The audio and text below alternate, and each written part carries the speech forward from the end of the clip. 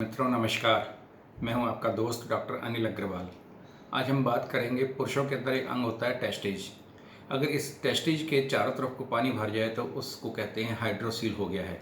और ये हाइड्रोसील नाम की बीमारी केवल पुरुषों के अंदर ही होती है, क्योंकि ये टेस्टिज के केवल पुरुषों के अंदर ही होते हैं। टेस्टिज को अंडकोश भी बोलते हैं। और ये अंडकोश एक थैली के अंदर होते हैं जिसको हम स्क्रोटम बोलते हैं।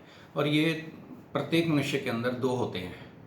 कभी कभी इनके अंदर ये जो पानी भर गया है ये जन्मजात भी हो सकता है, क्योंकि जब बच्चा पैदा होता है तो उस वक्त उसको कोई जेनेटिक डिफेक्ट हो तो उसकी वजह से ये पानी भरा हुआ हो सकता है, या वहाँ पर हर्निया भी हो गया हो जन्मजात ही तो उसकी वजह से भी इसके अंदर पानी भर सकता है।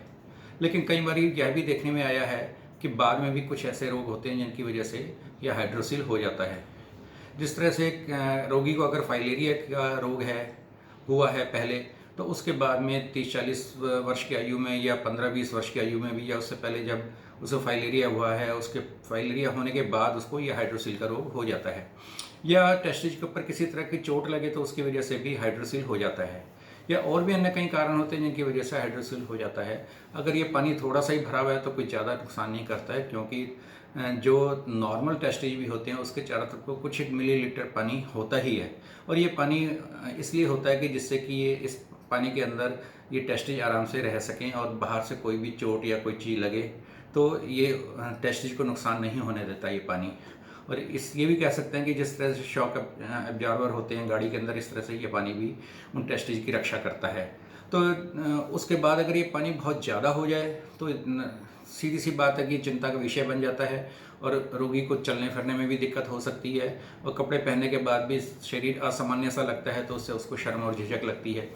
तो ये सब देखते हुए जो है, जब ज़्यादा होता है तो फिर रोगी को डॉक्टर के पास जाना पड़ता है। कई बार तो कुछ लोग जो ज़्यादा सचेत होते हैं वो शुरू में ही डॉक्टर के पास चले जाते हैं और दवाई लेने से वो ठीक हो जाते हैं। लेकिन कई बार शर्म की वजह से या झिझक की वजह से, या घर में ऐसा माहौल नहीं होता कि वो जाकर अपने पेरेंट्स को बता पाएँ या डॉक्टर के पास जा पाएँ, या डॉक्टर उनके पास इतनी जल्दी अवेलेबल नहीं होता है, तो फिर वो इसका इलाज नहीं करवा पाते हैं और ये धीरे धीरे बढ़ता रहता है। फिर इसमें तकलीफ भी हो सकती है कि भाई उसको बैठने में उठने में वहाँ पर दर्द हो रहा है, तो जिसकी वजह से उसको ये असुविधा होती है।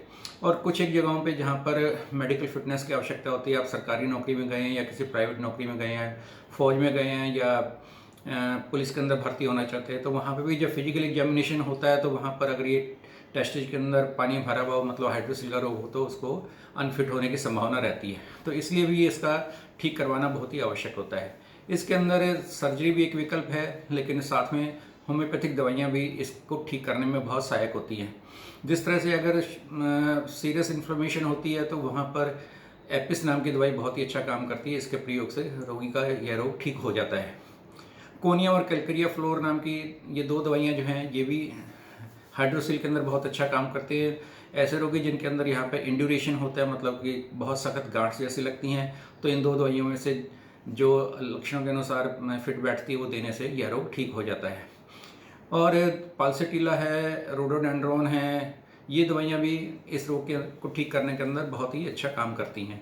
और अगर जैसे बहुत पुराना हो जाता है, जैसे मैंने बताया कि रोगी ने झिझक की वजह से नहीं बताया घर में या डॉक्टर को, तो फिर उसके बाद में जब काफ़ी पुराना यह रोग हो जाता है तो उस वक्त ऑरोमेटिलिकम नाम की एक दवाई है होम्योपैथी के अंदर जो कि गोल्ड से बनती है, उसके प्रयोग से भी यह रोग ठीक हो जाता है। इस तरह अनेक दवाइयाँ हैं जिनको लक्षणों के अनुसार होम्योपैथी में दिया जाता है और उनके प्रयोग से यह रोग ठीक हो जाता है। अगर नहीं हो तो फिर बाद में सर्जरी भी एक विकल्प है जिससे कि इसको ठीक करवाया जा सकता है। धन्यवाद दोस्तों।